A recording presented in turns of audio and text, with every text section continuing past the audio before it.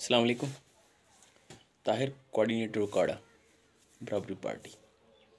कैसे हैं आप लोग? सब खैरियत से? दोस्तों, आप जानते हैं कि बराबरी पार्टी एक आम आदमी की पार्टी है।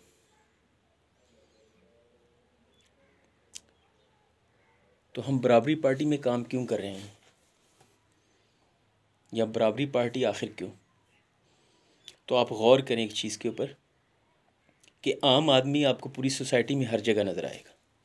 हर जगह नज़र आएगा आपको, खेतों में, खलिहानों में, कारखानों में, दफ्तरों में, प्लेटफार्म के ऊपर, सड़कों पे, रक्षा ड्राइवरों की शक्ल में, मुख्तलिफ़ ऑफिस के अंदर अहलकारों की शक्ल में, फ़ौज में, हर जगह पे आम आदमी आपको हर जगह नज़र आएगा। हर जगह मज़दूरों की शक्ल के अंदर, कलरों की शक्ल के अंदर।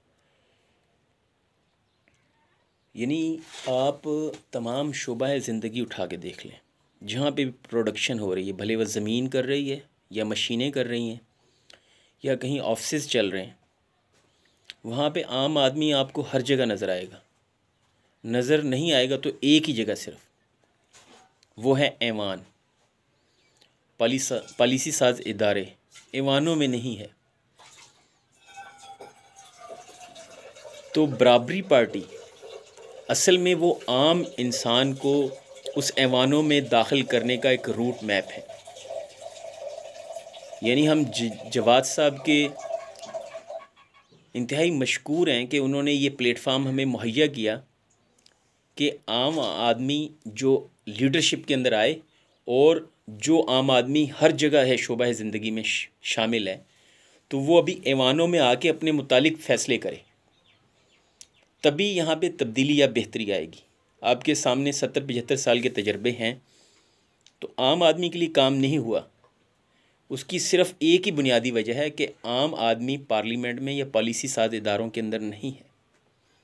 और यही एक चैनल है कि आम आदमी बराबरी पार्टी में शामिल होकर उन ऐवानों में पहुँचे जहाँ पे वो आम आदमी की भलाई की, खुशहाली के और उसकी तरक्की के फ़ैसले कर सके।